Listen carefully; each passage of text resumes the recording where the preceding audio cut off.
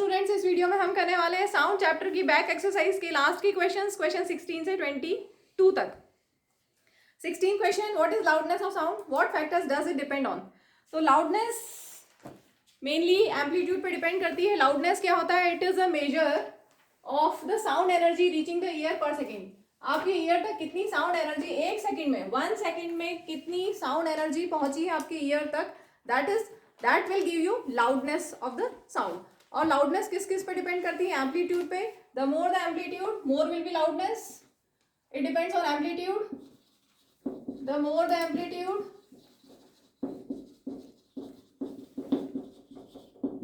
More will be loudness. ज्यादा amplitude होगा तो ज्यादा लाउडनेस होगी। ठीक है, एम्पलीट्यूड क्या होता है, पढ़ा था ना। ये सपोज एक वेव है तो ये उसका एम्पलीट्यूड हुआ। Maximum disturbance of the wave is amplitude. ठीक है, तो ज्यादा अगर एम्पलीट्यूड है तो साउंड ज्यादा लाउड होगी। ठीक है, और किस पे डिपेंड करती है, force with which object is made to vibrate. अगर किसी ऑब्जेक्ट को हमें वाइब्रेट किया, सपोज एक तबला है, तबले को हमने, ठीक है, थाप दी, क्या बोलते हैं, तबले को फोर्स लगाया हमने तो वो वाइब्रेट हुआ। अगर हम ज्यादा फोर्स से वाइब्रेट करेंगे तो ज्यादा लाउड साउंड होगी, ज्यादा एम्पलीट्यूड होगा। अगर हम कम फोर्स लगाएंगे तो कम एम्पलीट्यूड होगा, कम लाउडनेस होगी। और लास्ट है quantity of air that is made to vibrate. इसके लिए हम एग्जांपल ले सकते हैं बेल वाला। बेल वाली एक्टिविटी में आपने पढ़ा था कि जब बेल हमने ऑन की, बेल जार में हमने रखी है तो हमें साउंड सुनाई देगी बेल की। ठीक है, जैसे जैसे हम उसमें से एयर रिमूव कर देंगे with the help of vacuum pump तो एयर फीबल होती जाएगी, फेंट होती जाएगी, एयर की साउंड कम होती जाएगी। तो जब क्वांटिटी ऑफ एयर ज़्यादा थी तो ज़्यादा साउंड लाउड थी, ज़्यादा एम्पलीट्यूड था। जैसे जैसे एयर की क्वांटिटी कम करते गए तो साउंड फीबल होती गई, कम होती गई। तो क्लियर हो गया, loudness depends on amplitude, force with which object is made to vibrate and the quantity of air. Clear. Next question 17, explain how bats use ultrasound to catch a prey. देखिए bats, आपको पता है bats की week eyes होती हैं, almost blind होते हैं वो। तो नेचर ने नेचुरली उनको क्या दिया हुआ है कि उनकी ये वाली क्वालिटी बहुत स्ट्रांग है उनकी, वो अल्ट्रासाउंड सेंड करते हैं और अल्ट्रासाउंड रिफ्लेक्ट होके वापस आती है, उससे वो जज करते हैं कि सामने कोई ऑब्स्टेकल है या कोई प्रे है तो वो कितने डिस्टेंस पे। वो फॉर्मूला नहीं यूज़ करेंगे 2D = V/T जो हम एको के लिए यूज़ करते हैं, लेकिन वो जज कर सकते हैं, नेचुरली जज कर सकते हैं कि प्रे उनसे कितनी दूर है। ठीक है, जैसे सपोज ये मान लें कि ये बैट है, ठीक है, यहाँ से उसने साउंड सेंड की और यहाँ उसके कान है, यहाँ से उसका माउथ है, यहाँ उसके ईयर्स हैं। ठीक है, उसने सेंड की साउंड, अल्ट्रासाउंड सेंड की। अल्ट्रासाउंड क्या होता है तो पता है ना, 20,000 हर्ट्ज से ज़्यादा, 20,000 हर्ट्ज से ज़्यादा फ्रीक्वेंसी जिसकी होती है दैट इज अल्ट्रासाउंड। ठीक है, तो अल्ट्रासाउंड सेंड करते हैं, हमें सुनाई नहीं देगा, हमें तो ऑडिबल रेंज सुनाई देता है कितना, 20 हर्ट्ज से 20,000 हर्ट्ज तक, उससे ज़्यादा का हमें सुनाई नहीं देगा। तो अल्ट्रासाउंड सेंड करते हैं बैट्स, और जब वो जाती है आगे तो कहीं अगर ऑब्स्टेकल है या प्रे है तो उससे वापस से रिफ्लेक्ट होके, सपोज यहाँ पे प्रे है तो रिफ्लेक्ट होके वापस से उस तक पहुँच जाएगी। ऐसे गई साउंड, ठीक है, ऑब्स्टेकल है या प्रे है उस तक पहुँची, वहाँ से रिफ्लेक्ट होके वापस उसके ईयर्स तक आ गई। इससे वो जज कर सकता है, क्या जज कर सकता है कि कितना दूर है, लोकेशन क्या है उसकी प्रे की, और नेचर ऑफ प्रे क्या है, ऑब्स्टिकल है या कोई मॉथ है, इंसेक्ट है, प्रे है, क्या है, वो इससे जज कर सकता है। क्लियर हो गया। तो ultrasonic waves emitted by the bat गई and reflected from the prey और डिटेक्टेड बाय इट्स ईयर्स। ठीक है, और लोकेशन और नेचर ऑफ प्रे हम बता सकते हैं इससे, हम नहीं, बैट बता सकता है, बैट नहीं बता सकता, और बैट को समझ में आ जाएगा। ठीक है, moving to next question, question number 18, how is ultrasound use for cleaning. तो ये आप एप्लीकेशंस ऑफ अल्ट्रासाउंड टॉपिक में देख लीजिए, मैं वहीं से समझा रही हूँ। Ultrasound how high frequency waves होती हैं, कितनी, 20,000 हर्ट्ज से ज़्यादा इनकी फ्रीक्वेंसी होती है। तो इतनी हाई फ्रीक्वेंसी वेव्स को जब हम क्लीनिंग सॉल्यूशन में डालेंगे, सेंड करेंगे, तो क्या होगा, जो हार्ड टू रीच पार्ट्स हैं उनसे डर्ट, ग्रीस, डस्ट, ये सब सेपरेट आउट हो जाएगा, डिटैच हो जाएगा और ड्रॉप आउट हो जाएगा। इसी को बुक से देख लीजिए, एप्लीकेशंस ऑफ अल्ट्रासाउंड टॉपिक का first point. Ultrasound is generally use to clean parts located in hard to reach places. ऐसी जगह जहाँ पर आप खुद से अपने हाथ से साफ नहीं कर सकते हैं, ऐसी जगह पर हमें क्लीन करने के लिए हम अल्ट्रासाउंड यूज करते हैं। ठीक है, जैसे स्पाइरल ट्यूब है, ऑड शेप पार्ट्स हैं, इलेक्ट्रॉनिक कंपोनेंट्स हैं, जहाँ पर भी आप इजीली पहुँच नहीं सकते वहाँ पर हम क्या करेंगे, ऑब्जेक्ट जिसको क्लीन करना है that is placed in a cleaning solution, और वहाँ पर हम अल्ट्रासाउंड सेंड करेंगे। और क्योंकि ये हाई फ्रीक्वेंसी की साउंड है तो हाई फ्रीक्वेंसी से क्या होगा, जो पार्टिकल्स हैं उसमें जो डस्ट है, ग्रीस है, डर्ट है, वो डिटैच हो जाएगी and will drop out in the solution और object does get thoroughly cleaned. Moving to next question, question number 19th। Explain the working and application of a sonar. Sonar क्या होता है? Sonar एक device है that uses ultrasound waves. इसका full form है sound navigation and ranging. ठीक है, sound navigation and ranging. It is a device that uses ultrasonic waves to measure depth of the sea and to determine under water hills, valley, submarine, iceberg, sunken ship. कोई भी पानी के अंदर कोई चीज़ है, आपको चेक करना है, डिटेक्ट करना है कि वो कहाँ है, कितनी दूर पे है, तो वो हम अल्ट्रासाउंड सेंड करके फाइंड कर सकते हैं। तो सोनार क्लियर हो गया। सोनार क्या है? Sound navigation and ranging. तो हम अगर अब शिप में वर्किंग क्या है, इसकी वर्किंग क्या है उसको देख लेते हैं। शिप में नीचे यहाँ पर बेस बॉटम में ट्रांसमीटर, ये हो गया ट्रांसमीटर, और इधर डिटेक्टर। ठीक है, ट्रांसमीटर और डिटेक्टर हमने लगाया है। तो ट्रांसमीटर से हम अल्ट्रासाउंड सेंड करेंगे और सपोज हमें सी का बॉटम फाइंड करना है कि कितने डिस्टेंस पे है, depth of the sea find करना है। अब क्या होगा, यहाँ से वो रिफ्लेक्ट होके डिटेक्टर में पहुंच जाएगी और इससे हम depth of the sea find कर सकते हैं। कैलकुलेशन अभी बताती है, एक बार टेक्स्ट बुक से देख लीजिए। टॉपिक है sonar. The transmitter produces and transmits, ठीक है, प्रोड्यूस करेगा एंड ट्रांसमिट करेगा ultrasonic waves. These waves travel through water, right. After striking the object on the sea bed it will get reflected back and sensed, detector इसको sense कर लेगा। The detector convert ultrasonic waves into electrical signals. ठीक है, detector क्या करेगा, ultrasonic waves को electrical signals में convert करेगा और फिर उसको एप्रोप्रिएटली इंटरप्रेट कर लेंगे। अब डिस्टेंस हम कैलकुलेट कर सकते हैं। कैसे? अगर हमें डिस्टेंस कैलकुलेट करना है तो हम फॉर्मूला यूज करेंगे, distance is equal to speed into time. Speed of ultrasonic wave in water suppose है v, और टाइम जाके और वापस आने का टाइम अगर हम कैलकुलेट कर लिया, क्योंकि हमने साउंड सेंड की और वो रिफ्लेक्ट होके वापस डिटेक्टर में आई, तो ये हम टाइम जज कर सकते हैं। हम टाइम फाइंड कर सकते हैं कि कितने टाइम में कितना टाइम में हमने सेंड करना स्टार्ट किया और कितने टाइम में वो डिटेक्टर में साउंड आ गई, तो हम टाइम बता सकते हैं। ठीक है, तो हमारे पास speed of ultrasound in water है, हमारे पास टाइम है। अब ये जो टाइम है ये 2 वे टाइम है, साउंड के जाने का और वापस रिटर्न होके आने का। इसलिए मैंने यहाँ पर 2d लिखा है, क्योंकि जाने का डिस्टेंस d, अगर जाने का डिस्टेंस है d और वापस से बैक जाओगे तो भी डिस्टेंस d कवर होगा साउंड का। ठीक है, इसलिए 2d लिखा जाता है। सो d डिस्टेंस या depth of the sea will be v into T upon 2। इस तरह से we can find depth of the sea, या कोई अंडर वाटर ऑब्जेक्ट है, कोई भी चीज़ है पानी के अंदर, तो हम उसको फाइंड कर सकते हैं कि वो कितने डिस्टेंस पे है। Clear? Moving to next question, 20. A sonar device on a submarine sends out a signal and receives an echo 5 seconds later. तो जाके और आने का टाइम दिया हुआ है 5 seconds. Calculate the speed of sound in water. We have to calculate speed of sound v if the distance of object from the submarine is 3625 meter. तो आपको सीधे यहाँ पर, क्योंकि echo हो रहा है, या echo मतलब रिफ्लेक्टेड साउंड। ठीक है, सबमेरीन से साउंड गई, ऑब्जेक्ट से वापस से रिफ्लेक्ट होके डिटेक्टर में आ गई। यहाँ ट्रांसमीटर लगा हुआ है, यहाँ डिटेक्टर लगा हुआ है और ये ऑब्जेक्ट है।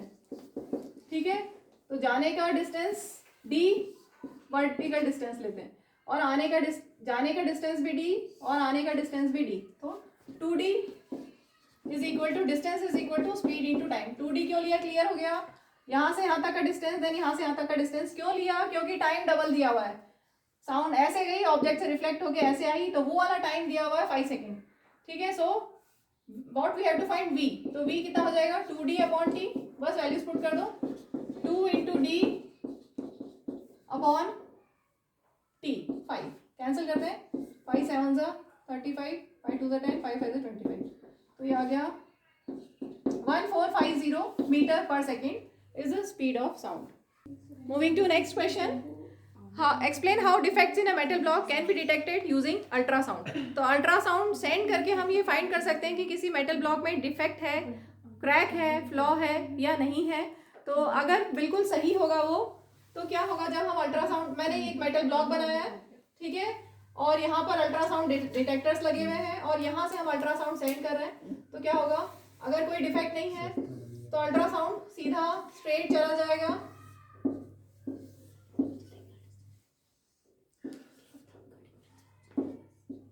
ठीक है, और डिटेक्टर्स में आ जाएगा। Clear?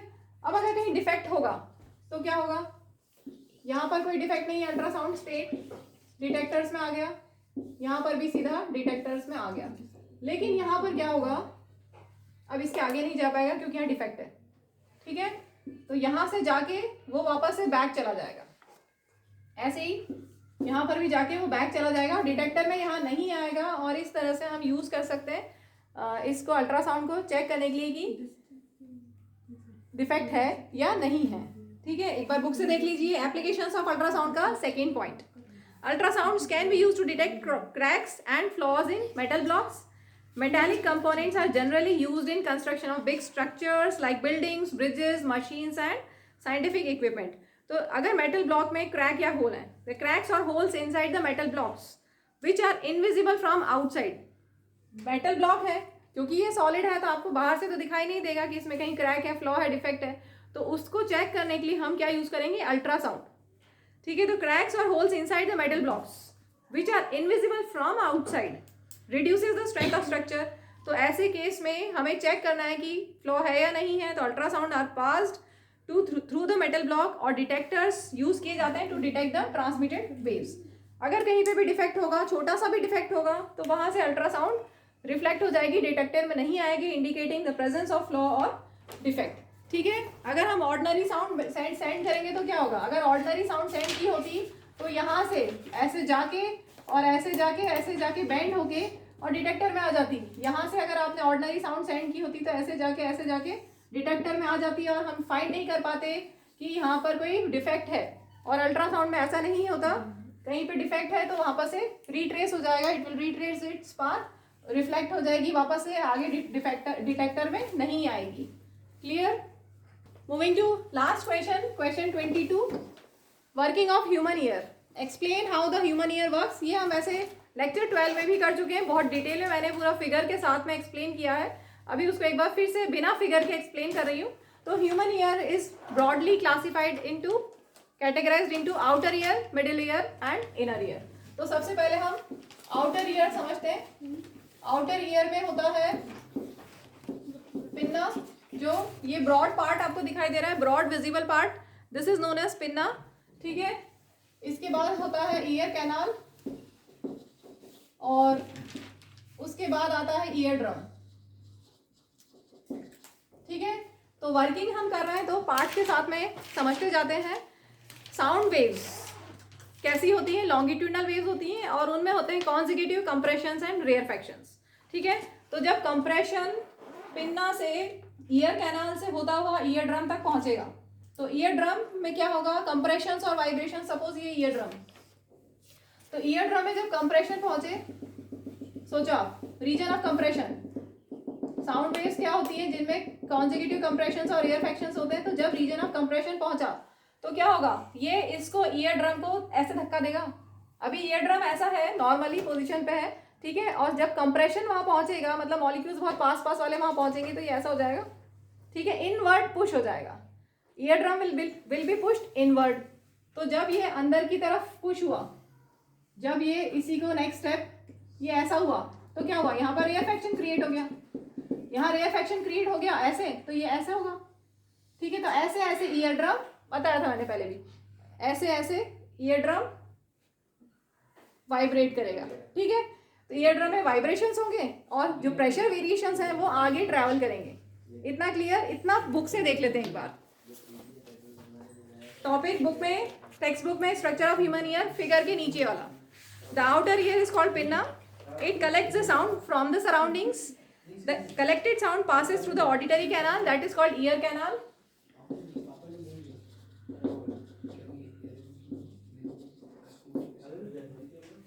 At the end of auditory canal there is a thin membrane called eardrum or tympanic membrane. When a compression of the sound, compression of the medium reaches the eardrum, तो क्या होगा, pressure on the outside increases. यही होता है ना, compression is region of high pressure and high density. तो यहाँ पर compression is region of high pressure and high density, तो यहाँ क्या होगा, please don't talk. When a compression of the medium, बच्चे आपस में बात करते हैं तो मैं डाइवर्ट होती हूँ। जब पढ़ाते हैं तो बहुत ध्यान से फोकस होकर पढ़ाना पड़ता है, ऐसे नहीं है कि कुछ भी बोले जाए, ऐसे नहीं हो सकता। तो when a compression of the medium, when a compression of the medium reaches the ear drum, तो क्या होगा, कंप्रेशन क्या होता है, region of high pressure and high density. ठीक है, तो इसकी वजह से क्या होगा, वो जो ईयर ड्रम है वो अंदर की तरफ पुश होगा, अंदर की तरफ पुश होगा। It increase and the forces on the ear drum inward. ठीक है, ऐसे ही जब ईयर ड्रम आउटवर्ड मूव होगा तो वहां पर रेयरफेक्शन हो गया, और इस तरह से कंटिन्यूअसली ईयर ड्रम वाइब्रेट होगा। ईयर ड्रम वाइब्रेट हुआ तो प्रेशर वेरिएशंस आगे पहुंच जाएंगे, वाइब्रेशन के साथ ईयर ड्रम वाइब्रेट हो रहा है और प्रेशर वेरिएशंस आगे चले गए, कहाँ पर, आगे मिडिल ईयर में आ गए। तो अब हम मिडिल ईयर में आ जाते हैं, प्रेशर वेरिएशंस ट्रेवल होके मिडिल ईयर में आ गए हैं। ठीक है, यहाँ पर भी एयर है, ये जो पूरा प्रोसेस एयर में हो रहा है, मिडिल ईयर में भी एयर होती है, और इनर ईयर में एयर नहीं होती, लिक्विड होता है कॉक्लिया। कॉक्लिया में लिक्विड होता है, फ्लूइड होता है। ठीक है, अभी बाद में करते हैं इनर ईयर, अभी मिडिल ईयर पे आते हैं। मिडिल ईयर में होता है 3 tiny bones, hammer, anvil and stirrup. These 3 tiny bones amplify sound waves। कितना, 20 से 60 टाइम्स एम्पलीफाई कर देते हैं साउंड वेव को। प्रेशर वेरिएशंस ही है यहाँ पर भी। ठीक है, एयर में ही एयर है और ये सब एयर में ही हो रहा है, तो प्रेशर वेरिएशंस को कितना एम्पलीफाई कर देते हैं, अबाउट 20 to 60 टाइम्स ये साउंड वेव को एम्पलीफाई कर देते हैं। 3 टाइनी बोन्स। ठीक है, ये टाइनी बोन्स कहाँ है, मिडिल ईयर में। ईयर ड्रम हैमर से कनेक्टेड है, हैमर एनविल से कनेक्टेड है, और एनविल स्टिरअप से कनेक्टेड है। और इस तरह से प्रेशर वेरिएशंस मिडिल ईयर से होते हुए अब आगे जाएंगे इनर ईयर पे। बुक से देख लेते हैं मिडिल ईयर के बारे में। The vibrations are amplified several times by 3 bones, the hammer, anvil and stirrup in the middle ear. ठीक है, middle ear transmits the amplified pressure variations received from the sound wave to the inner ear. Clear हो गया। अब यहाँ से जब sound wave निकल के इनर ईयर में जाएगी तो कैसी है, एम्पलीफाइड है। ठीक है, एम्पलीफाई हो चुकी है साउंड वेव। इसके बाद इनर ईयर में है कॉक्लिया एंड लिक्विड या फ्लूइड बोलें कुछ भी। तो यहाँ पर ये जो फ्लूइड है ये प्रेशर वेरिएशंस को इलेक्ट्रिकल सिग्नल्स में कन्वर्ट कर देगा। जो प्रेशर वेरिएशंस अभी तक ट्रैवल होके आ रहे थे उनको प्रेशर वेरिएशंस को इलेक्ट्रिकल सिग्नल्स में